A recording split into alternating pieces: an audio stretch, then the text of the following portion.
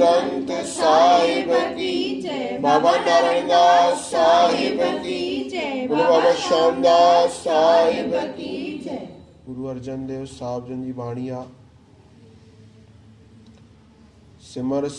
सिमर गुरु सतगुरु अपना, सगला दुख मिटाया। सब दुख गुरु अर्जन देव साहिब जन चवनि था परमात्मा जे सिमरण करण सां मुंहिंजो सगला दुख मिटाया, सब दुख निवृत्त थियो आहे। पंहिंजो अनुभव ॿुधाइनि था वेठा, परमात्मा जे भजन करण सां सभु निवृत्त थी वेंदो आहे। उनखे दुख में बि सुख मिलंदो आहे। भले दुख हुजे पर जेको सिमरण कंदो आहे न, उहो अंदरूनी मुस्कुराईंदो आहे। जंहिंजे घर में आनंद हूंदो न, उनखे घर ॿाहिरि बि आनंद नज़र ईंदो सभिनि हंधि। जंहिंजे घर में कलेश हूंदो, दुख हूंदो, उनखे चारों तरफ़ां दुख ई दुख, दुनिया दुखी आहे। हर कोई ॾिसण में ईंदुसि उहो छा, जैसी दृष्टि वैसी सृष्टि। त घर में जो रोज़ झगड़ा थियनि त पोइ ॿाहिरि बि झगड़ा कंदी उहा माई, छो जो कि उहा अशांत रहंदी, जो कि अंदरि घर में छा आहे, अशांत आहे। घर में अशांत माण्हू रहंदो त ॿाहिरि त अशांत, ॿियनि खे बि अशांत कंदो। अॼु जे टाइम में लॻभॻि सभु शांत आहियो न।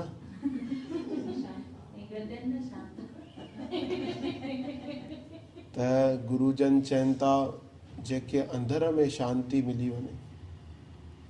केॾो न शांत आहे माण्हू, चइबो आहे न केॾो न सिमरन करे थो, केॾो न शांत आहे, हर हाल में ख़ुशि आहे। जीअं मुंहिंजो साईं रखे तीअं वाह। अरे इन में बि मुंहिंजो कुझु भलो हूंदो, इन में बि मुंहिंजो कल्याण आहे। जेको नाम सिमरन कंदो आहे उहो अधीर न थींदो आहे। जेको परमात्मा जो भजन कंदो आहे, भले उनखे केतिरा बि अहिड़ा दुख हुजनिसि त बि उहो छा कंदो आहे, मुस्कुराईंदो आहे कि भाई इहो मुंहिंजो छा थो थिए, कटिजे थो।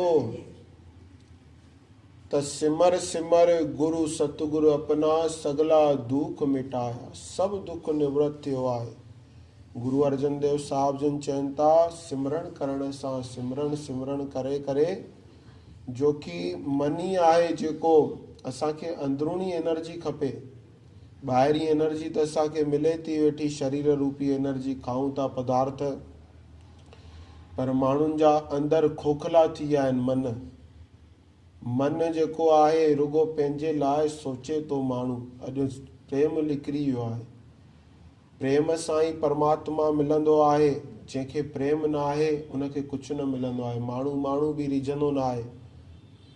2.5 अक्षर प्रेम के पढ़े सो पंडित होए, पोथी पढ़ पढ़ जग मुआ, पंडित बयान कोए। 2.5 अक्षर प्रेम के पढ़े सो पंडित होए। शास्त्र पढ़ूं क्रोध हुजे, क्रोधी माण्हू खे वणंदो? त गुरुजन बि बाणीअ में चवनि था वेठा, ताप रोग गए गुर बचनी। संसार रूपी ताप रोग गए गुर बचनी, मन इच्छे फल पाया। मन इच्छा फल मूंखे प्राप्त थिया आहिनि। गुरु वचननि ते मूंखे हलण सां आनंद प्राप्त थियो आहे। असांजो स्वरूप छा आहे? सच्चिदानंद स्वरूप आहियूं असां। उनखे विसारे वेठा आहियूं असां। कूड़ खे पकड़े वेठा आहियूं, रोऊं था वेठा। अरे असां आनंद रूप आहियूं। आनंद बया मेरी माए, सतगुरु में पाए। आनंद साहिब पढ़ंदा आहियूं न, आनंद बया मेरी माए, आनंद बया मेरी माए, सतगुरु में पाए। सतगुरुअ खां मूंखे प्राप्त थियो आहे। मेरा गुरु पूरा सुखदाता। गुरुजन चवनि था मुंहिंजो गुरु पूरन सुखदाता आहे, सुखनि जो दाता आहे। करण कारण सिमरत स्वामी, पूरन पुरख विधाता। परमात्मा छा आहे? करण कारण सिमरत आहे। तूं हुनजी ओट वटि, हुन ते भरोसो रख। अरे हुनजे हूंदे असां रोऊं? अरे उहो आहे वेठो त असांखे रोइणो पए? त असांखे भरोसो कोन्हे, भरोसो न आहे तॾहिं त रोऊं था न। अरे मुंहिंजो साईं वेठो आहे, मुंहिंजो परमात्मा वेठो आहे, मां छो रोयां? मां छो वेठो सोचां? ऐं मुंहिंजो झूलण वेठो आहे, मां वेठो छो सोचां? मुंहिंजो साईं वेठो आहे त मूंखे छो सोचणो पए? करण कारण सिमरत स्वामी, पूरन पुरख विधाता। हो पूरन पुरख विधाता आहे। गुरुजन चवनि था करण कारण आहे, नीच को ऊच करे मेरा गोविंद।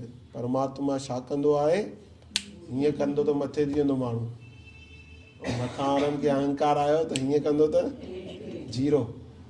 सांप सीढ़ी जो खेल ॾिठो अथव की न, 99 ते पहुचींदो, 99 ते ढंग से थो हेठि ॼाण बसि पहुचण वारा मंज़िल, पर थोरी सी नज़र चुकी दुर्घटना ॾिसिजो भाई। करण कारण सिमरत स्वामी पूरन पुरख विधाता। जॾहिं करण कारण वारो आहे परमात्मा, सिमरत आहे, गुरु मुंहिंजो सिमरत आहे, मथे ते धरियो जंहिं हथ आहे, गुरु मुंहिंजो सिमरत आहे। त उन हिकिड़े भॼन में तव्हां उहो पंक्ति ॻाईंदियूं आहियो त एतिरो हिकिड़ो भॼन अगरि दिमाग़ में वेहिजी वियो त सोचण जी ॻाल्हि ई ख़तमु थी वई न।